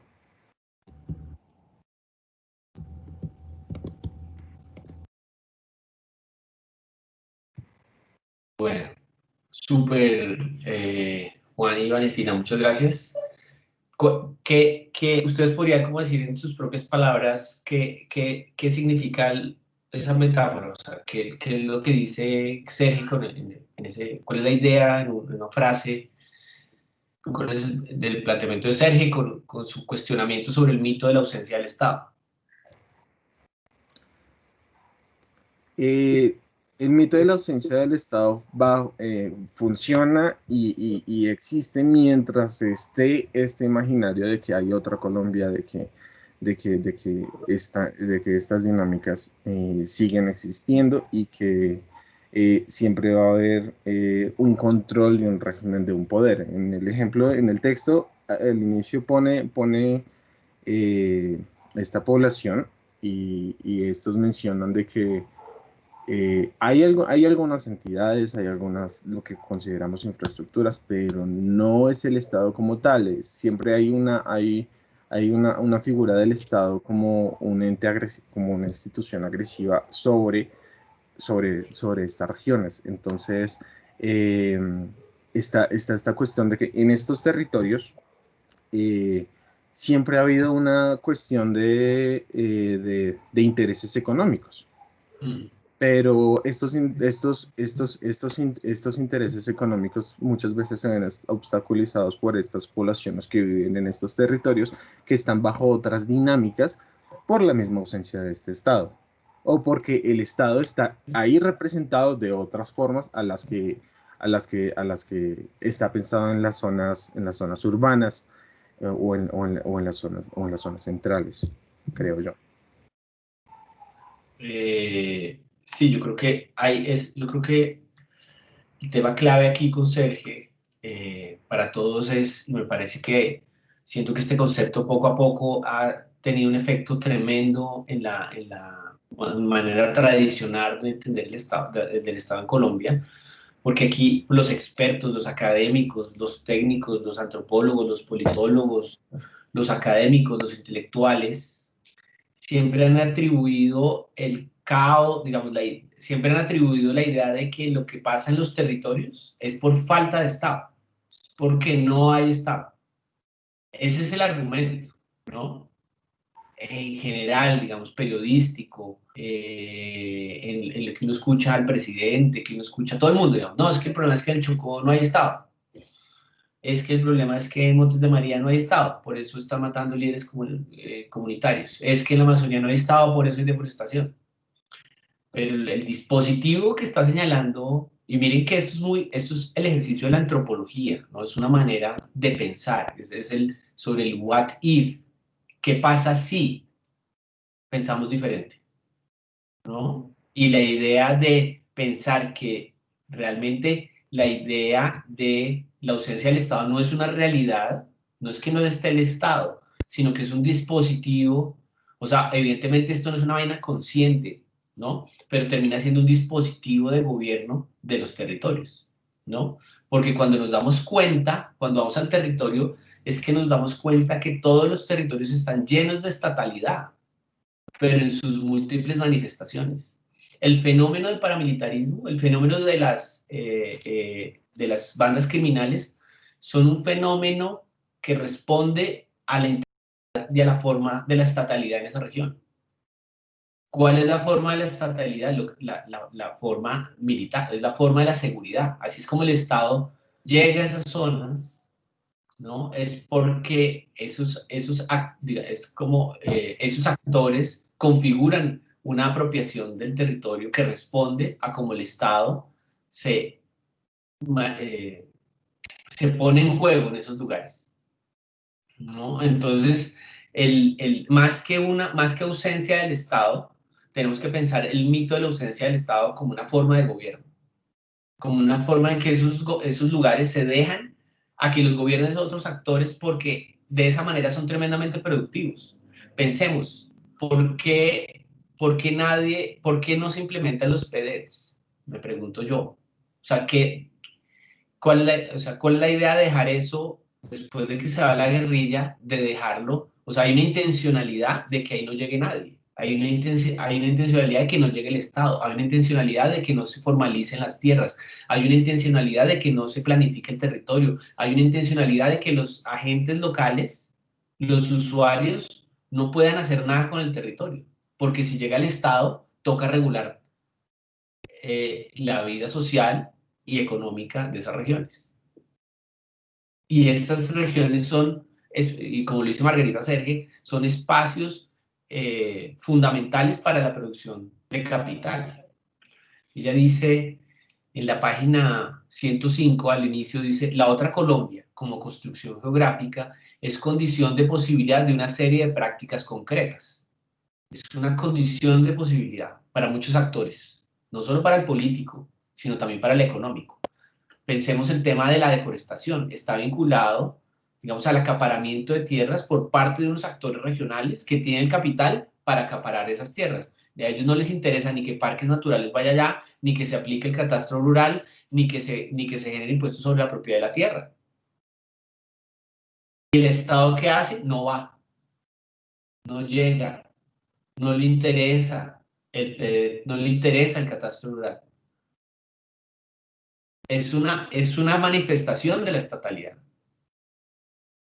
Y continúo. No únicamente las discursivas, ¿qué? No únicamente las discursivas mediante las cuales, no solamente las discursivas mediante las cuales se imaginan sus regiones y sus habitantes, sino también los modos posibles de intervención. De las formas del orden social que se consideran necesarias para incorporarlos a la nación, a la verdadera Colombia. Estas se exploran en esta parte enfocando las intervenciones concretas de los grupos locales dominantes que encarnan el Estado en estas regiones y las formas de relación que han establecido con los grupos que allí habitan. A partir de esta es posible, tras la noción de ausencia del Estado, vislumbrar por lo menos 3 ejes coherentes, que son los que ustedes describen muy bien, y continuos de prácticas de intervenciones. El primero de ellos se refiere a las formas de penetración y apropiación. O sea, buena parte, por ejemplo, Esto pues está súper documentado, o sea, buena parte, digamos, las misiones religiosas son parte de esas de estrategias de penetración, ¿no? De esas estrategias de apropiación del territorio. Así es que el Estado, o sea, el Estado no va primero. Esto es interesantísimo, digamos, el Estado no lleva escuelas, el Estado manda a alguien, siempre. En Colombia, estamos hablando ya del caso colombiano, porque el Estado se forma diferente en Venezuela, que ese es otro tema que tenemos que tener claridad. El Estado se ha formado y se forma constantemente diferente en Ecuador, lo que pasa es que la ideología del Estado es tan dominante, digamos, que mantiene los límites de lo imaginable de cada uno de esos estados. Pero pensemos cómo Alemania se ha reimaginado cuántas veces y se ha destruido por completo y se ha vuelto a inventar, ¿no? Entonces, entonces, la estrategia de Colombia fue, en general, en Colombia tuvo que ver mucho con las misiones, penetrar, hacer presencia, ¿no? O sea, fue el Estado colombiano decidió continuar con la práctica colonial española para la conquista del territorio, que era la evangelización. En eso no cambió, o sea, en eso, ustedes me dicen, ¿hubo república o independencia? Lo podemos discutir. Es, sino hasta mucho tiempo después, que aparecen otro tipo de estrategias, ¿no? Digamos, y por ejemplo, una de las más características de los últimos años, que fue tremendamente caótica y desordenada, pues fue la colonización campesina, los procesos de colonización dirigida, ¿no? Acuérdense que cuando los campesinos fueron expropiados por la violencia de la tierra de la región andina, el Estado organizó procesos de colonización dirigida hacia la Amazonía, hacia la Orinoquía, hacia la Altillanura, ¿no? Y después, cuando los campesinos fueron haciendo camino, fueron colonizando esas áreas, el Estado llegó a decirles, estos nuestros de Licora, son parques nacionales, son áreas protegidas, ¿no? Y lo que tú dices un poco, Diego, se impone ahora sobre procesos sociales ya construidos por procesos campesinos, ¿no?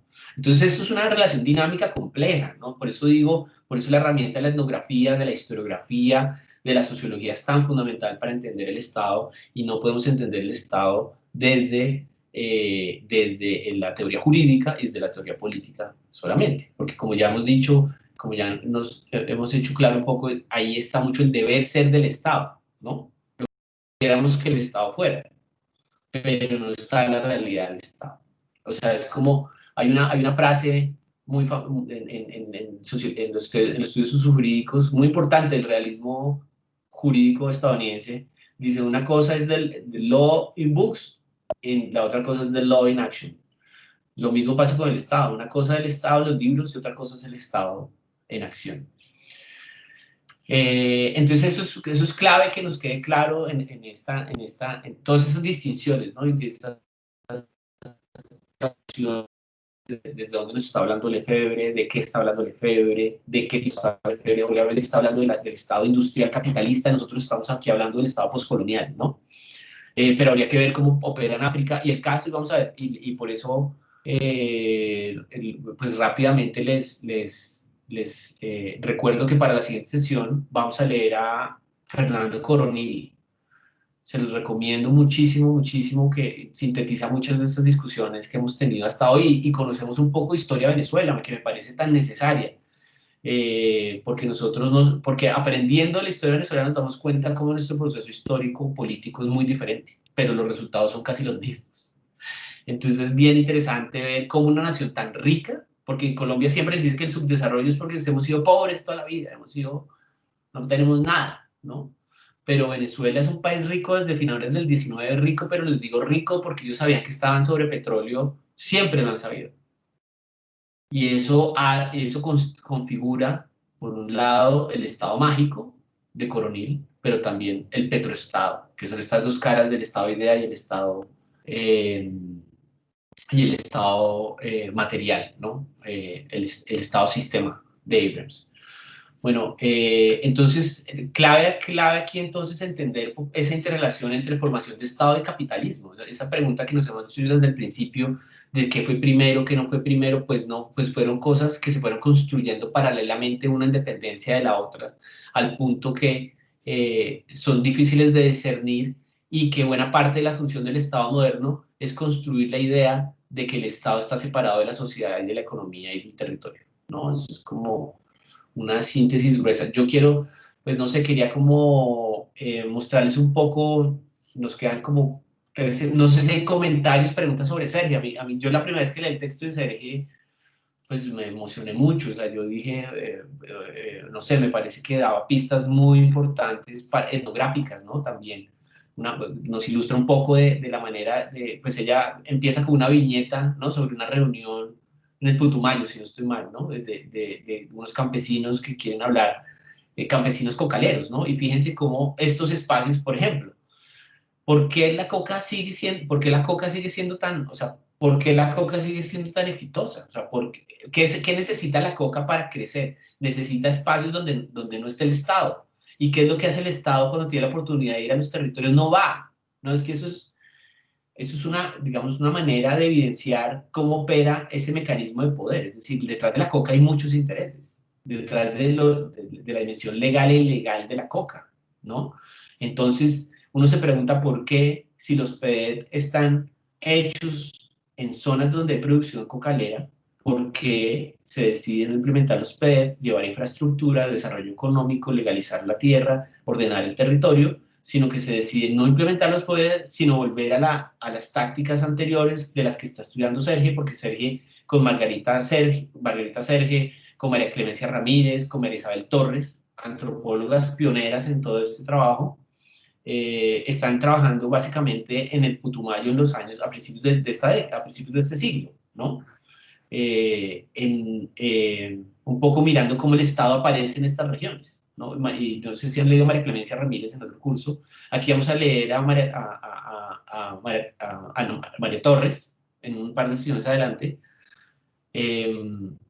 pero esa manera en que lo global y lo local se articulan y producen formas de estatalidad tremendamente violentas, están relacionadas con la forma de producción de valor y extracción de la naturaleza en esas regiones, porque la coca es una forma de producción de valor de la naturaleza, ¿no? La explotación de carbón es una forma de explotación de los recursos de la naturaleza, la producción de energía a través de energía hidroeléctrica, a través de las hidroeléctricas es una forma de producción de riqueza a través de la explotación de la naturaleza. Y así es como nuestros países producen valor, no es con el desarrollo, digamos, no es con la visión marxista de la producción de valor del trabajo, porque aquí nadie, o sea, el trabajo, aquí las grandes corporaciones con una pala producen todo el valor.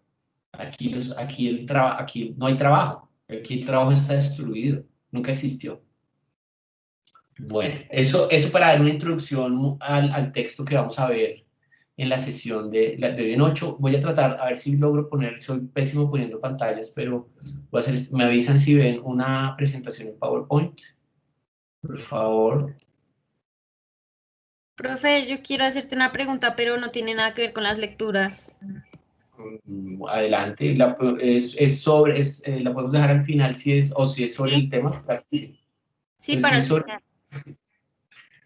si es algo logístico, dejémoslo para el final. Listo. Bueno, ¿ven la pantalla ahí? ¿Ven la presentación? Sí. ¿Ahí? Sí. Ah, sí. Entonces, bueno, esto es como algo que yo he venido haciendo en los últimos 2 años, en varias partes. Esta es como una presentación que hice de un paper que presenté hace un par de meses antes de la pandemia. Y pues realmente cuando volví a leer todos estos textos me di cuenta que buena parte de lo que estoy haciendo ahora se relaciona mucho con estas lecturas, ¿no? Y evidentemente mi marco conceptual también está muy orientado hacia este análisis del estado de naturaleza. Entonces aquí yo estoy explorando un tema, pues yo trabajo en el norte del Cesar hace pues varios años, unos 4 años, pero más intensamente hace 2. O sea, la pregunta de esta investigación está asociada al conocimiento experto asociado al ordenamiento del territorio regional, y para eso me interesa estudiar las burocracias regionales, ¿no? Entonces miro cómo diferentes actores y agentes regionales piensan el territorio, pero no solo los campesinos o indígenas, que es como muy tradicional en la antropología, sino también me interesa el lugar de los expertos, funcionarios públicos, agentes de cooperación internacional, financiadores del Banco Mundial, empresarios, directores de gremios, etcétera, ¿no? Y el Cesar es muy interesante porque uno observa allí, pues, realmente el paradigma del desarrollo, del desarrollo económico colombiano, que tiene que ver con la agroindustria, la minería,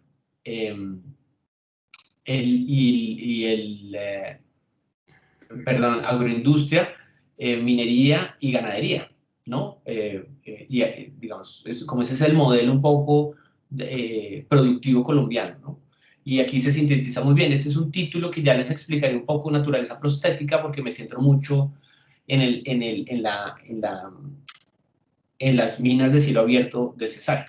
Entonces, por ejemplo, esto ha sido muy interesante y pues nosotros no trabajamos,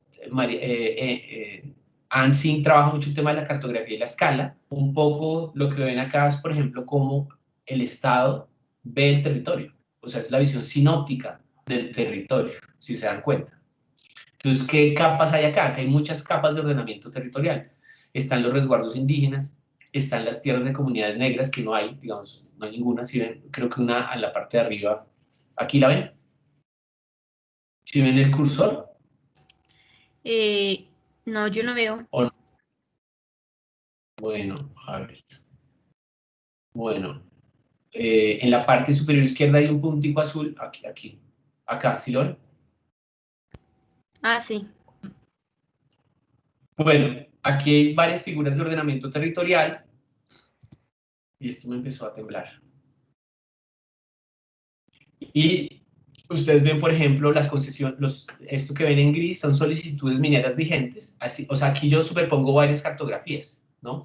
Entonces miro, esta es una división jurisdiccional, o sea, esto es sociopolítica, esto es el Cesar, la cuenca media del Cesar, y la otra parte están, por ejemplo, esto que ven en amarillo son zonas sidres, en verde y en varios tonalidades de verde, estas son zonas protegidas, parques nacionales naturales.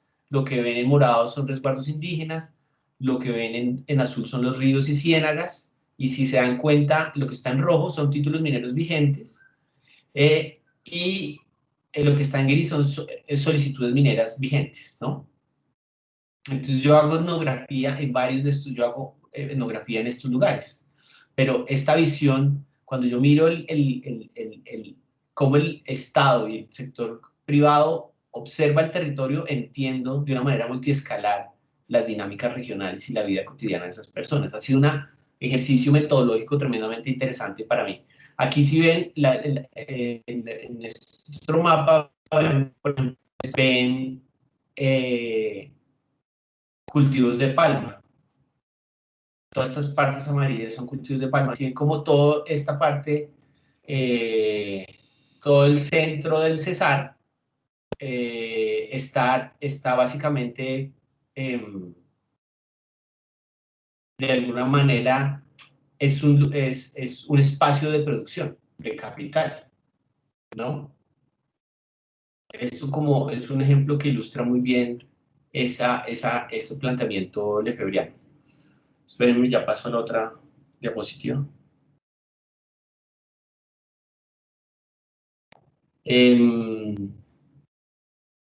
Acá ustedes pueden observar las diferentes figuras de ordenamiento territorial. Esto es más la visión, cómo el Estado organiza el territorio, ¿no? Entonces ven nuevamente las zonas de reserva forestal, las verdes, la que está a la derecha verde es la serranía del Perijá, lo que está al norte verde es la serranía es la Sierra Nevada de Santa Marta, las estribaciones, por el lado del Cesar, ¿no? Ustedes ven que ese estrecho, uno va hacia La Guajira y lo que ven en rojo son títulos mineros. Ahí es donde están las minas más a cielo abierto más grandes del mundo, ¿no? Donde está la Drummond, donde está Prodeco, y su nivel. Y yo estudio, digamos, cómo esas minas irrumpen el ecosistema entre la serranía del Perijá que está a su derecha, y el sistema lagunar de la Zapatosa, que está abajo, ¿no?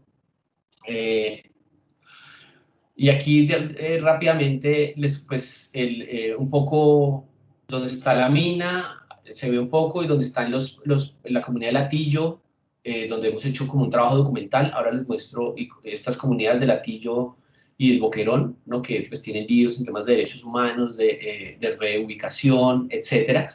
Pero esta cartografía es muy interesante para entender ya las dinámicas y los cambios del paisaje. Si ven ustedes, por ejemplo, esta es una montaña hecha de desechos de carbono, ¿no? Como el paisaje, cómo aquí se va construyendo una historia sobre el paisaje, ¿no?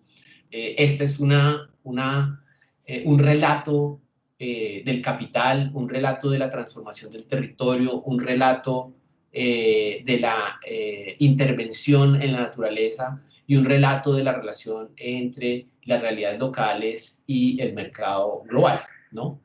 Y me gusta verlo como un relato porque trato de no juzgarlo, sino trato de describirlo, y cómo se construye, y cómo este es el paisaje que Lefebvre dice, a María Carolina y Laura me recordarán cómo nombra Lefebvre el espacio capitalista, como el espacio, se me escapa ahora lo busco.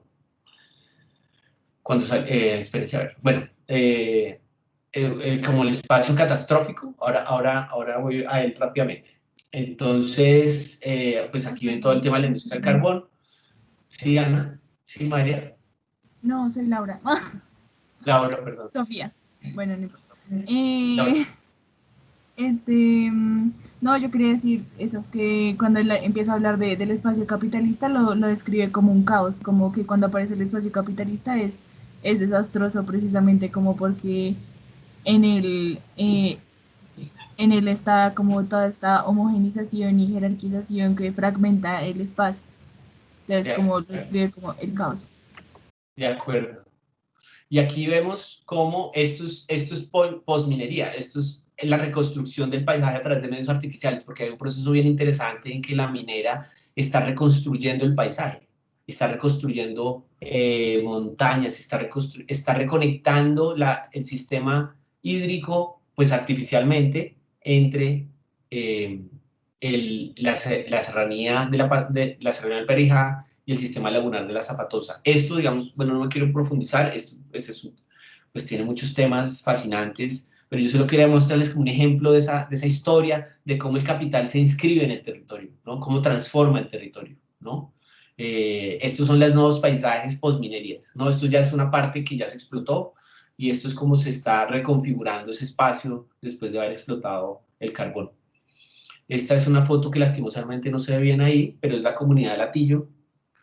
Esto es, digamos, el paisaje, pues ahí que se ve en toda la carretera al sur del Cesar. Ahora, ¿cómo me salgo acá? Listo. Y quería mostrarles rápidamente, ¿qué horas son? Las 4. A ver si... Quería mostrarles esto sobre el Cesar. A ver si...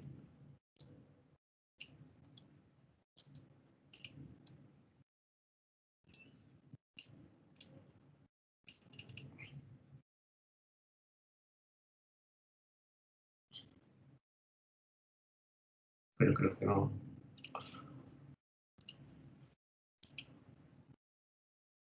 Sí, digamos, para decir que a mí lo que me interesa un montón ahora está asociado con esos nuevos paisajes, ¿no? Con esos paisajes artificiales. Por eso, de alguna manera, los llamo naturaleza prostética. Y bueno, quería mostrarles unas fotos de un documental que estamos haciendo en la región. Pero bueno, yo creo que paremos ahí por ahora. Y no sé si, pues la idea un poco es como, no sé si tienen, digamos, lo que les muestro está un poco, digamos, lo que les acabo de mostrar es, digamos, un ejercicio que trata de vincular múltiples perspectivas críticas sobre los estudios del espacio, el territorio y la naturaleza, ¿no? El tema de la escala es un tema súper importante que lamentablemente no, pues no vemos acá, pero es central, pues digamos, hay dos categorías con las que me parece interesante trabajar hoy en día, que son la noción de escala y jurisdicción, ¿no?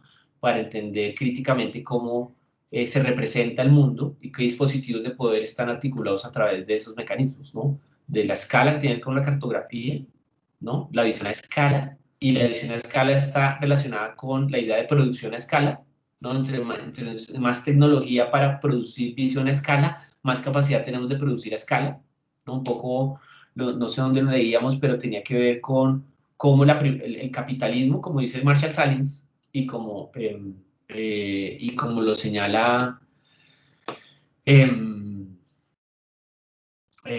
me olvidó, el de Sugar and the Cocaine, el azúcar, se me olvidó el nombre de él. Creo. Sidney Mintz, sí, gracias. Sidney Mintz, cuando habla de que el capitalismo se inventa y se crea en el Caribe, ¿no? A través de la capacidad de tener mano de obra gratis, esclavizada y producir a escala, ¿no? Es decir, en tanto tengo toda esa fuerza de trabajo, puedo transformar el territorio y puedo hacer la plantación. O sea, la plantación es el concepto fundamental del capitalismo, ¿no? La plantación la plantación sintetiza el modelo capitalista, ¿no? A través de la explotación del trabajo y la producción a escala, a partir de la explotación de los recursos de la naturaleza, que en este caso era la caña de azúcar. Es muy diferente ese modelo a la explotación cauchera, ¿no? Que era básicamente sacar el caucho del árbol. No, aquí se dispone el paisaje, se transforma la naturaleza, se limpia el piso, se tecnifica por completo, se industrializa, se sistematiza, se racionaliza. Y obviamente el Estado está muy involucrado en cómo se organiza el espacio para ese tipo de relaciones productivas. Bueno, no sé si hay preguntas. Bueno, yo creo que ha sido una clase como muy intensa. Entonces, pues nada, no sé si hay preguntas, comentarios, si quieren tomar un vaso de agua, salir, dar una vuelta y volver. Pero nada, la idea es que sigamos esta conversación. La otra sesión vamos a leer a Coronil. Les recuerdo que a mí me interesa mucho combinar como lo teórico con lo etnográfico, ¿no?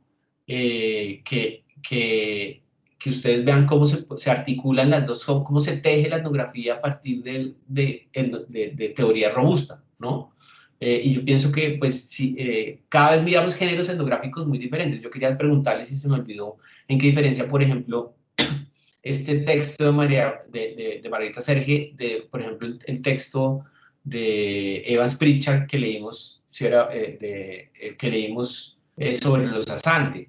Digamos, qué tipo de etnografía está ahí, qué tipo de descripción del sistema político lo describe, ¿no? A través de qué articulación teórica, sus prácticas, y cómo aquí vemos otro tipo de etnografía, otro estilo totalmente diferente, ¿no? Cómo ha evolucionado la etnografía y cómo ha tratado de integrar múltiples escalas de análisis en el relato etnográfico. Entonces, por eso, para la próxima sesión, quiero que leamos el libro de Fernando Coronil, La introducción, el segundo capítulo. Pues se los recomiendo mucho. Se los cuelgo hoy, que no está colgado, y para que le echen una mirada, pues ahora con el tiempo que cuenten, pero en algún punto, yo les mando el libro completo, para que en algún momento tengan la oportunidad de leerlo. Entonces la idea es que la etnografía, digamos que también tengan herramientas etnográficas, ¿no? Y lean etnografía, me parece fundamental, que no solo lean teoría. Y una cosa que, pues, insisto, para mí la teoría en antropología surge del etnográfico, de como esas categorías que rastreamos de las experiencias vividas sobre el tema que estemos estudiando, sobre el tiempo, el espacio, el poder, etcétera, se configura con relaciones de poder regional, nacional y global. Lina, adelante, y luego Valentina. ¿Quién estaba primero? Perdón, Valentina, tal vez. Valentina. Dale, Valentín. Profe, es que tengo una confusión súper fuerte con el trabajo de grupo. ¿Eso es para el 23 de octubre? Es que me confirmo que es que no tengo acá el... Es para el asterisco. Creo que sí, creo que es después del receso. Perdón, Pues ¿cuál sí, receso? yo tengo La el semana académica. No hay ¿Receso? receso. Ah, No hay receso. sí, ven, Ojalá. Sorry. funciona, profesor. ya Pero quisiera. hay una semana que no hay clase, que es la del 12 de octubre. Es una semana como para aliviar la carga. Va a haber, los invito mucho, va a haber una sesión va a estar invitado Julio Arias, y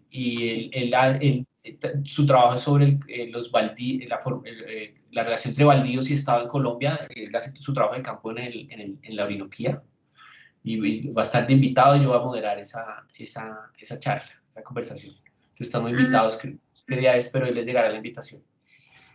Gracias. Entonces, sí, cambié de tema, Valentina. En efecto, sí, el trabajo es para dentro de 15 días, si no estoy mal. Sí, Y la idea sí. es que ustedes, pues ya está, la guía está ya colgada, ¿no? Bueno. La idea es que ustedes hagan grupos de máximo 5 personas, y por grupo hagan una propuesta de incidencia, de incidencia en algo en algo muy concreto, en algo muy específico que ustedes identifiquen como una problemática y quieran incidir en ella. Un proyecto de incidencia, si lo quieren así. O también Bueno. yo pensaría como una acción revolucionaria en términos de pensamiento radical. Acuérdense que una acción revolucionaria es aquella que intenta cambiar una relación de poder, o una relación de Sí. poder. Entonces, pues es una cosa muy sencilla, o sea, pues claro, uno empieza imaginando cosas. Quiero que el transporte público en Bogotá sea todo sostenible, pero ahí van.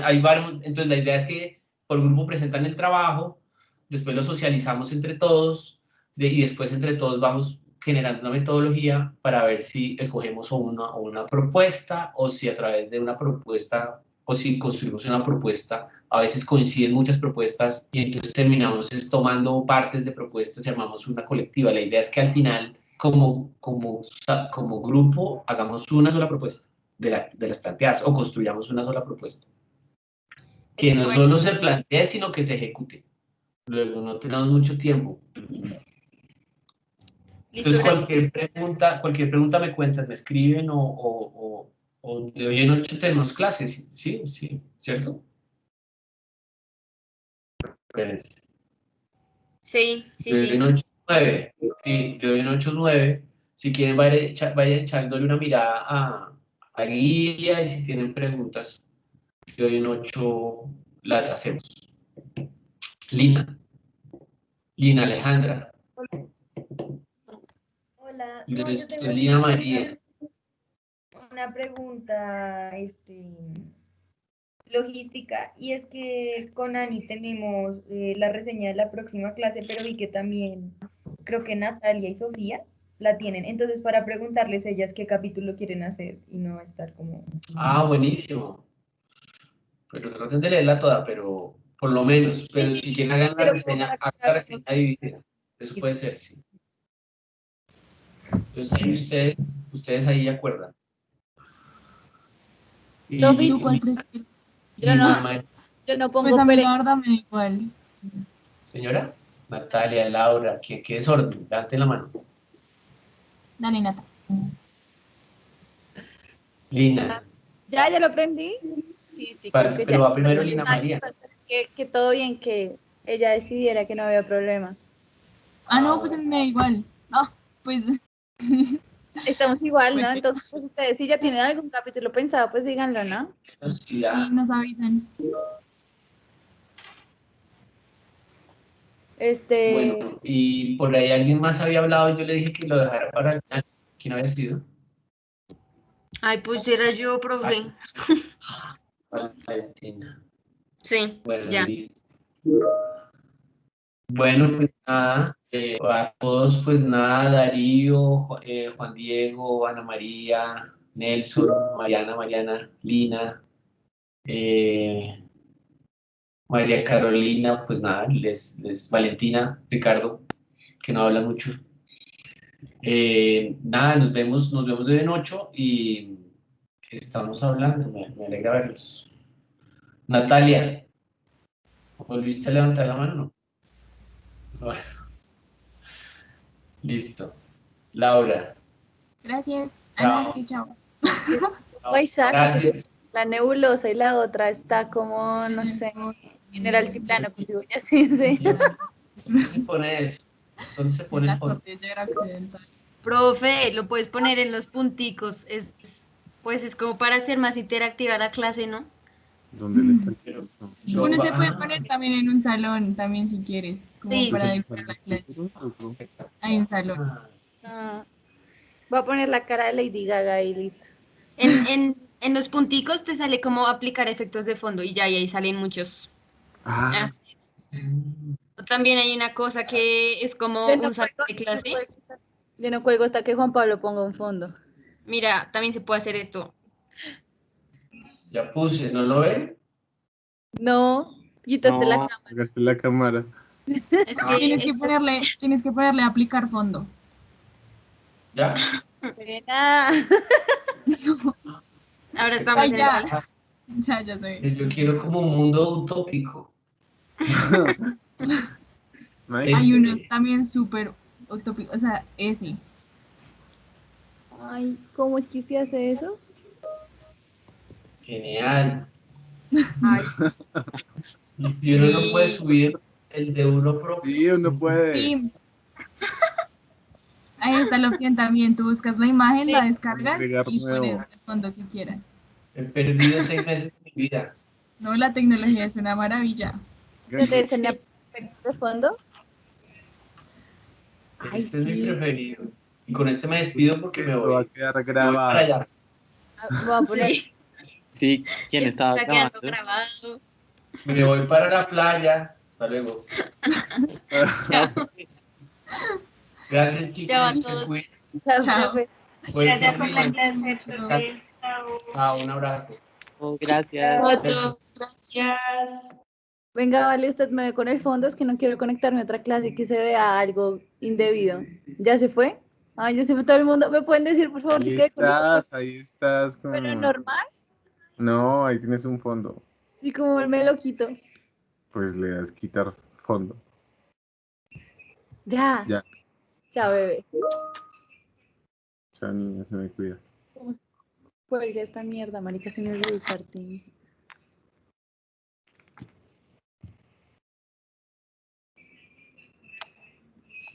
Ya fue, chao.